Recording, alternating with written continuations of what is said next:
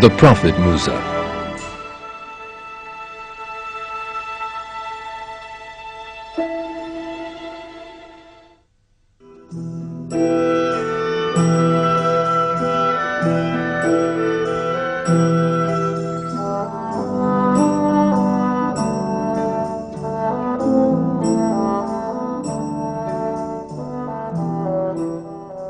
The River Nile. Egypt, with its 3,000 years of history, is one of the oldest civilizations in the world and was founded on the banks of the Nile in the region then known as Lower Egypt. Based on a territory stretching from the Nile Delta towards the south, Egypt became one of the wealthiest and most powerful states of the time.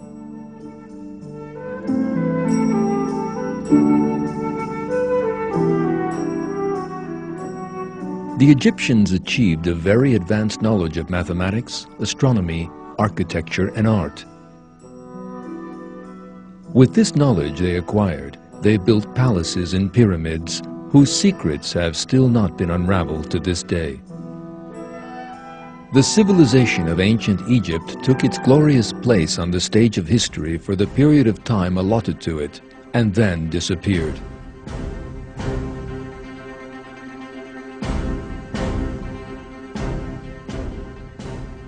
Ancient Egypt, which seems so civilized on the surface, was in fact an order built on the blood and tears of innocent people. Indeed, God describes ancient Egypt in the Quran as a clear example of a system of denial. In one verse of the Quran, one of the cruel rulers of Egypt, Pharaoh, declares his own divinity in his own words.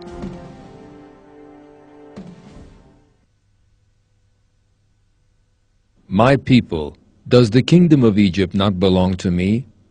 Do not all these rivers flow under my control? Do you not then see?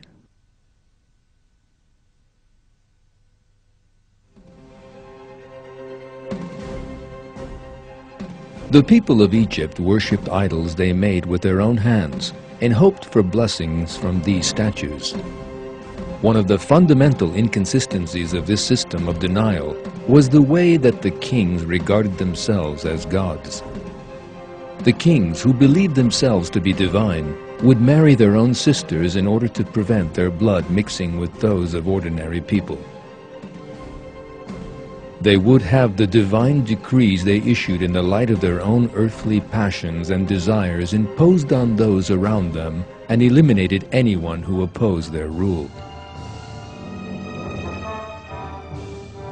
These kings were the pharaohs who ruled the Egyptian civilization for hundreds of years. So great was the power of the pharaohs over the people of Egypt that everyone submitted to them. These kings were the rulers, owners, and administrators of the whole state, the territories of the country, and the Nile. All forms of production in the country were kept under tight control and offered to the pharaoh. Pharaoh, in turn, made most unjust use of these in favor of the social class closest to him. Those not of the people of Egypt had no right to life or speech. As a result of the injustice which stemmed from the pharaoh's power and capricious rule, the non-Egyptian slaves bore the brunt of the oppression.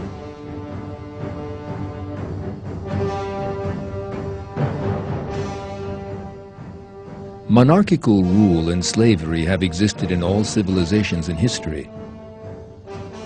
But the slaves in Egypt suffered to an extent unknown in any other civilization. Every pharaoh in the history of ancient Egypt had temples and cities built to demonstrate his power and wealth. Thousands of slaves were ruthlessly worked to death in the construction of these cities. They had no right to rest. Slaves were never regarded as part of the Egyptian people.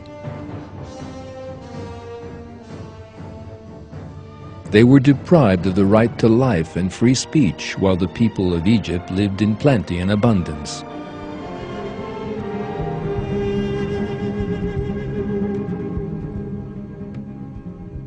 This slave class were the children of Israel, descended from the line of the Prophet Ibrahim.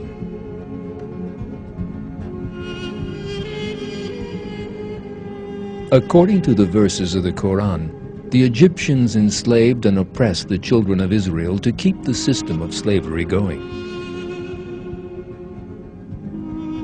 The oppression of the children of Israel had reached such levels that even their numbers were controlled.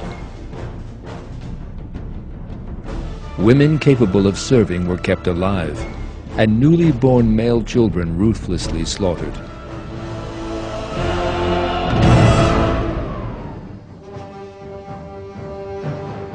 God describes the situation in one verse addressed to the children of Israel.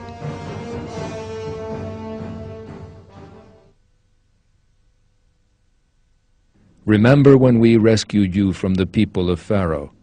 They were inflicting an evil punishment on you, slaughtering your sons and letting your women live. In that there was a tremendous trial for you from your Lord.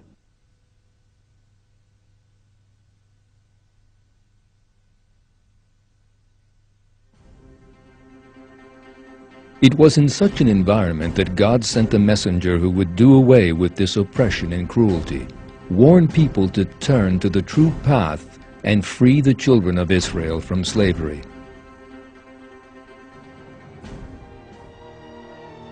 That messenger was the Prophet Musa.